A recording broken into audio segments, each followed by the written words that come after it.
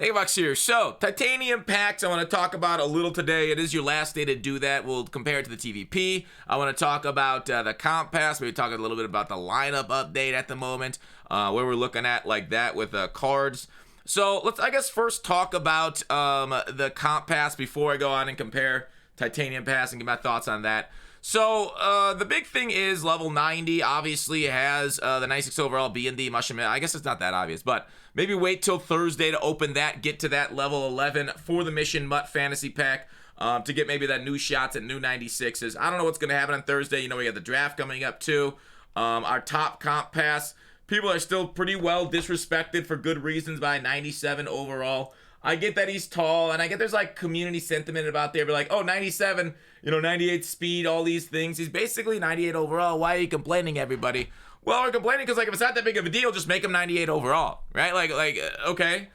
Why are you focusing on the community when the community's like, there are 99 overalls? Why are we grinding this game in April for 97 overall? And yes, look at his stats.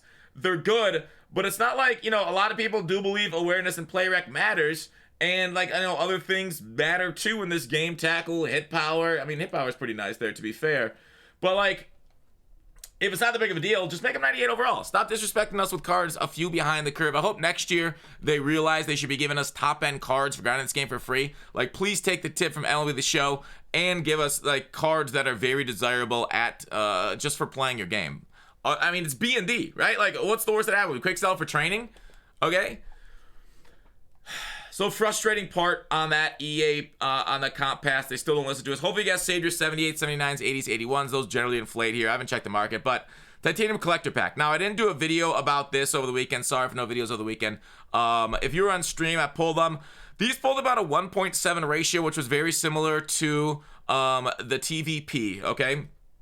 So EA's clearly trying some stuff with training, because if you recall, we had that 400,000 training bundle out there too. We got the Titanium Collector Pack paying out a similar rate. I think it's more boring because it doesn't provide limiteds. It's gone in 21 hours, so the 99 overall, top end players, they'll go back to being very rare and very expensive. They're already kind of back to it a little bit from where they first shocked it down to. But anyways, EA's clearly trying things out, which I think is a big W, right? They're seeing how we can use different training things. Now, the thing is, like, why did they forget about coin packs, right? Like, we still have coin packs, and they are very disrespectful. They still put limits on them. Unfortunately, they put limits on the weekly wildcard packs, but those were so bad this past week. I don't stream even on their days anymore because the cards are so bad, the packs are so bad, and they're so rare and so expensive that just boring content to do.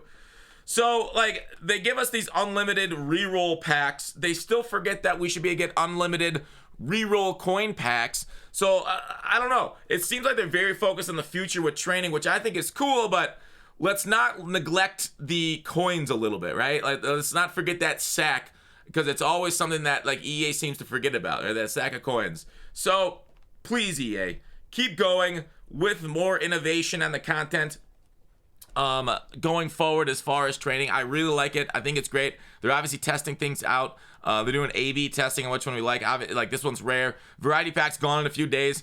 I would expect it back again. Like, when was the last time? How many days have we gone without a TVP since these things got reintroduced a few months ago? Like, this is like 2 or 3 days between TVPings. I'm not sure that's enough for the market to crash. We'll talk about that tonight on Market Monday once we see this comp schedule or whatever schedule, since they seem to want to keep bringing it out late. I'll check their website once again. But overall, like, just be on the lookout for snipes. I do see people trying to 200 cards to try and, like, price lock or transfer cards through 250 at auction house. So stay frosty, my friends, looking for that kind of stuff. So overall, Titanium Collector Pack, it's a L for us to pull it, but it's a W for the community. The fact that we're getting more new things to use our currency that we got in game on. EA's like, I saw a lot of people with conspiracy theorists like, oh, EA's just putting these things in to drain our training. It's like, you're not forced to do it, right? You're not literally, like, EA is not there with Luca Brasi with a gun to your head saying either your fucking training's in the Titanium Collector Pack or your brains will be in there, okay? So, we need to chill out. Also, so I'm using Shaz right now because he's cool. And obviously people are like, Shaz's not the best. Shaz is awesome, dude. I love it. I could, like, a right-handed stealer for the big 4 for 4 AP. Obviously, Stabler gets it for 3. There's another quarterback that's right-handed that gets it for 3 also. He was that limited time card. somebody in the comment section can let me know who else gets it for 3. So maybe slightly better than Shaz with the Slinger and Slinger 3. Looks like all golden tickets will have Slinger 3 going forward, so that's cool. Falk, definitely not worth it, but I pulled him out of a TVP, so he's on my squad right now.